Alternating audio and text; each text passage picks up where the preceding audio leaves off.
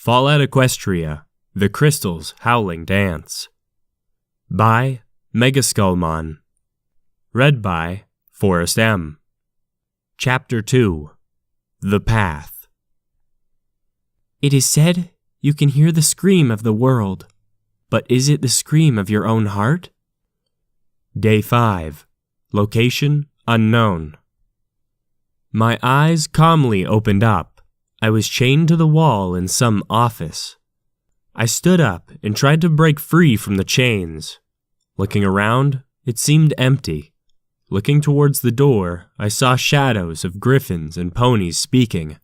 A voice calmly sounded. Wheel Tread will be here soon. He is searching for some new bodyguards. Should we give him the black feather? Then a female voice speaks. Not just the black wing. Maybe that creature we have chained to the wall in there. Let's see if this creature wishes to listen. But first, it might be best to let the creature wake first. I will speak to it when I get back. Make sure she doesn't go anywhere. I watched them leave and head wherever. Being chained to the wall, I felt like I was back at home, being trained in the great way of a warrior. My arms felt very tense, my head hurting from those strange needles that went through my body. With my training in situations like this, I pulled on the trains and they seemed strong. Sighing softly to myself, I sat down in the little area they chained me in. I felt like I was in a cage. The wild side of me was crying to get out. I felt the rage growing inside me, my blood boiling. The call of a wolf to run free with a pack. But I'm now an outcast to my kind till I find the crystal. I have no idea if I will make it through this alone. I closed my eyes and listened to my heart calmly, to allow myself to go into a meditation that I learned before I left. Then I slowly drifted to sleep. My eyes open up to see an armored griffin female staring at me. I stood up quickly, but the chains didn't allow me to move. I saw the scar over her eye. She started to speak. Calm down, creature. I do not wish to harm you.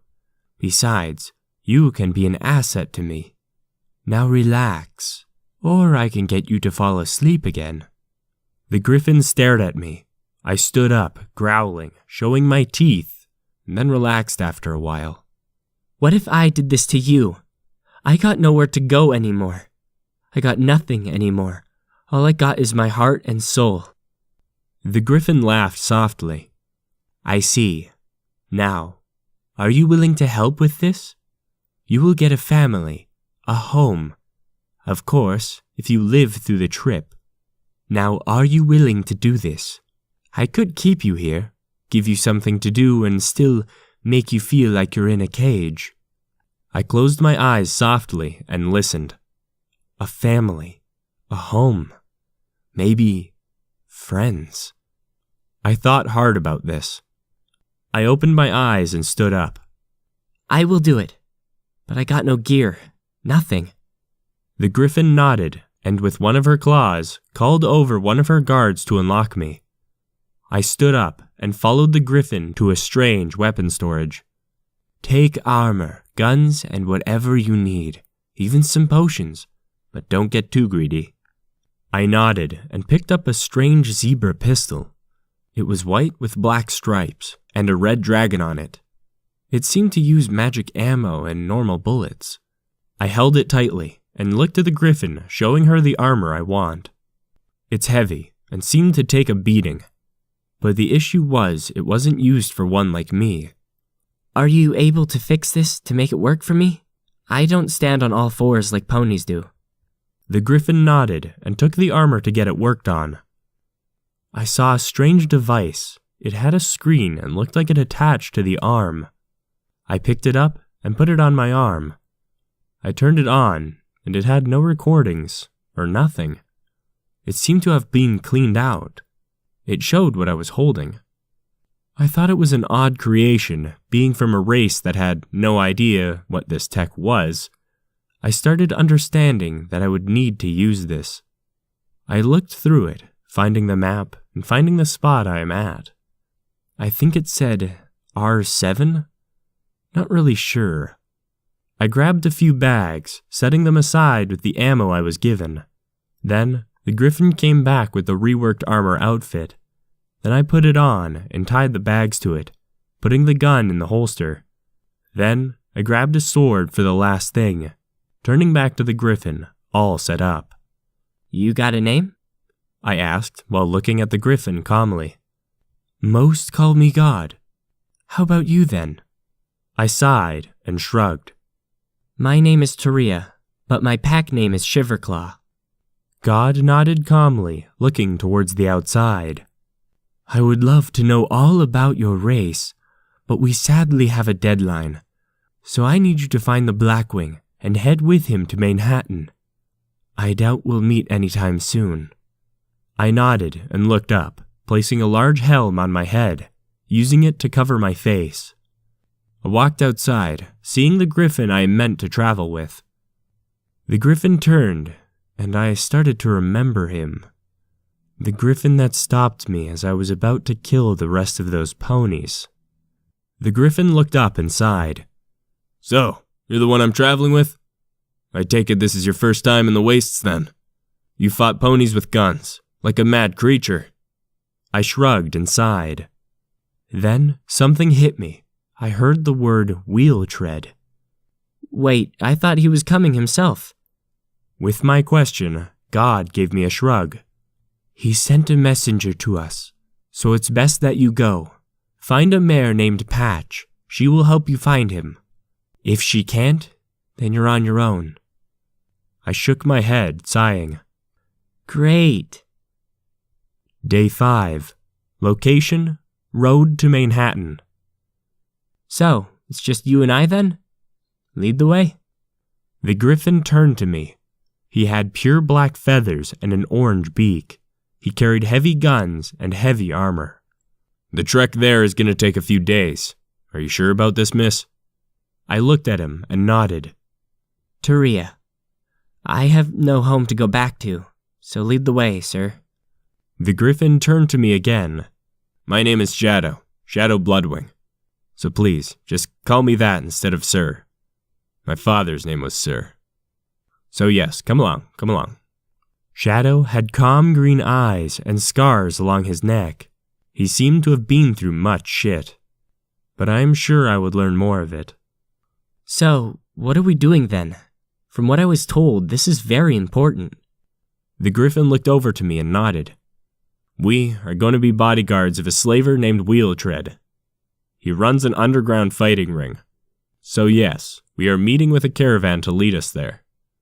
It's hard to find from what I've learned. It goes through Rad Scorpion lands. I blinked somewhat and had no idea what he was speaking of. But of course, I've had some of that from the hunters. Well, this is the first time out here in this wasteland. From what I've seen so far, it's a bit odder than the stories I've been told. The hunters say it's a lovely land, but I look around and see it's like a god shit on the ground. Then another god threw up. Shadow blinked and looked at me and tried to keep a laugh to himself. Anyway, Miss Taria, are you willing to work for a slaver? You do know what a slaver is, right? I looked up and sighed softly.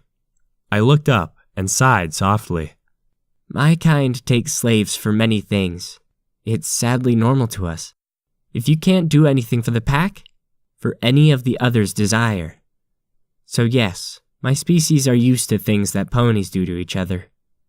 The fact is, we are animal-like beings that live in a pack-like world. So as for me, I'm one of their warriors that was banished.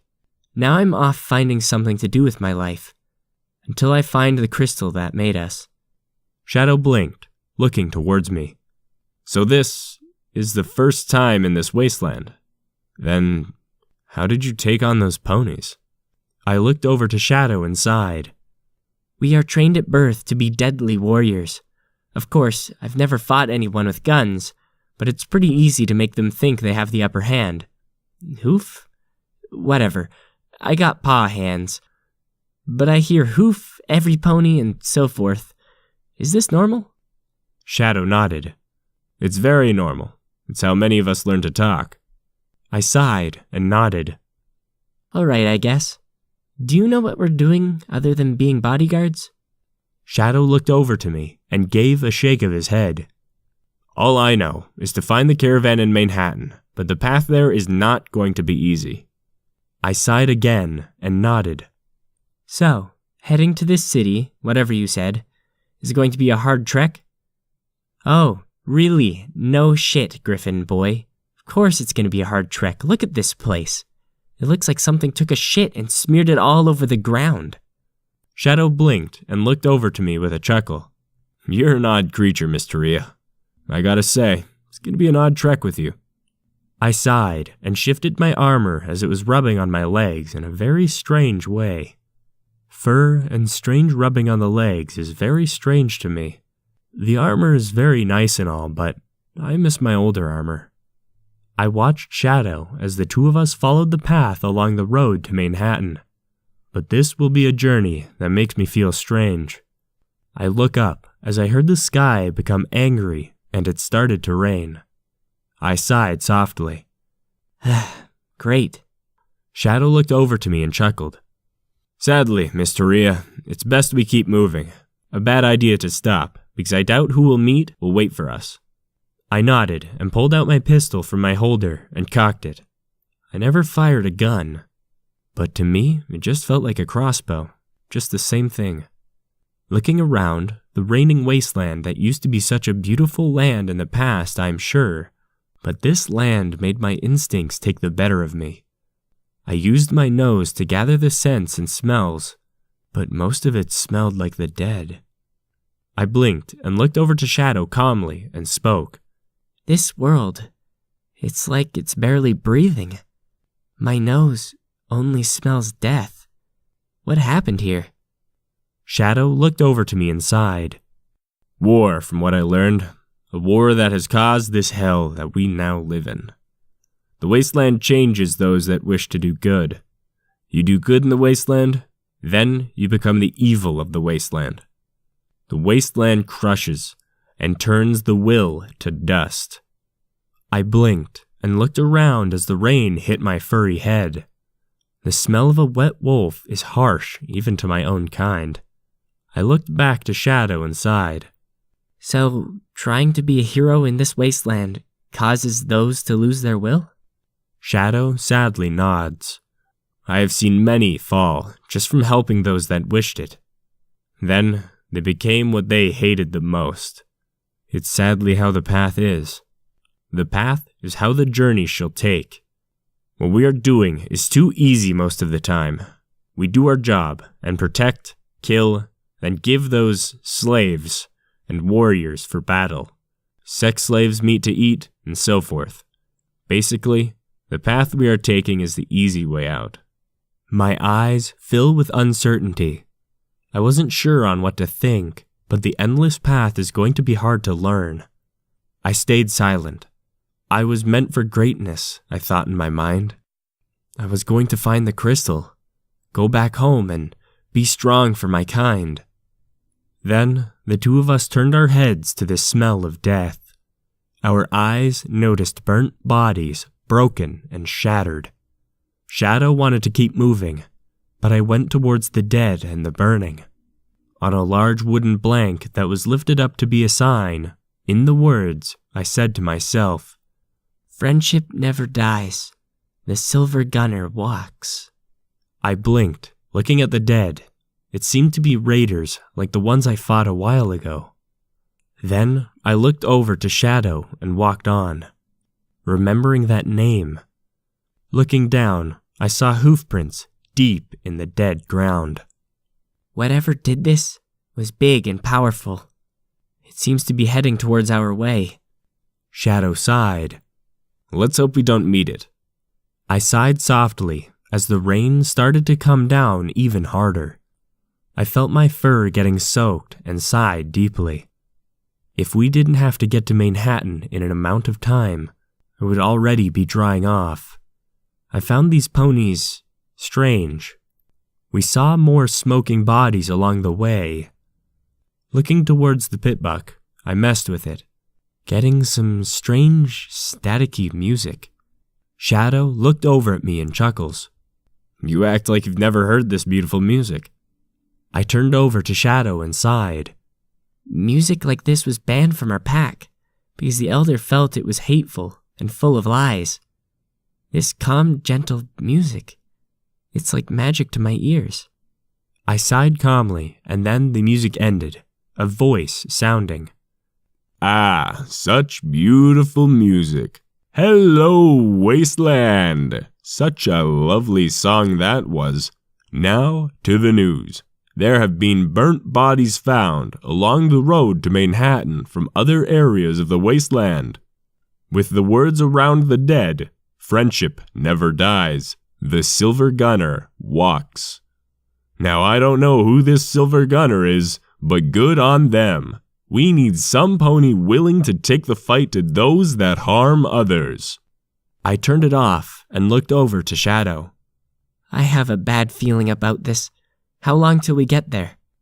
Shadow looked over to me with a smirk on his beak. 2 days' walk. If we ran it, would have been less.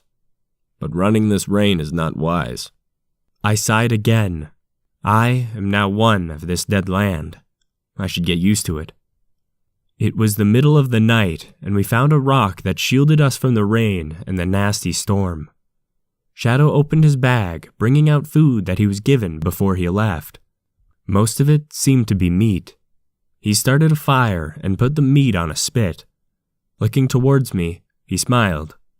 Now, Miss Taria, how did your species end up like you are? You seem like a mutation. My eyes went wide, and I was getting angry. How dare he insult the moon? How dare he insult our god? I kept myself calm and smiled. My kind were blessed by the crystal's howling dance. It gave us life and made us its guardian. All of us have been shown this for thousands of years, for our species came along with the ponies. Shadow gave me a look. I've never seen a species like you, Taria. Or even heard of a species like you. I'm sorry, but I don't buy it. My anger was growing. I didn't even know why I was traveling with Shadow. I hated his guts. But something else filled me. I didn't feel alone anymore. I was alone back home. He felt like someone I could learn from. But my anger, the fact I am alone. He's the only one willing to travel with me. I thought back on this Silver Gunner. Would we have to kill him? You seem to be full of thinking, Miss Taria. I looked up at him and sighed and smiled. We have been told all of our lives that a god created us, giving our warriors to clean this wasteland with our blood. We will make our god happy. But I flatly feel it's a way to remove... I silenced myself for a moment and sighed.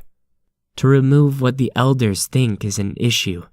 I refused to listen to the elders' teaching because they allowed my mother to be removed and die.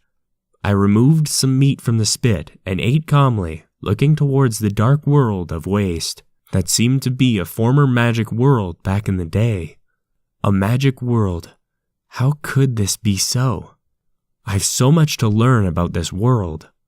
I take it making friends is hard now with how the world is. Shadow looked up to me with a soft smile. Friendship, sadly, is dead in this world. You would see some, if the waste allows it to live.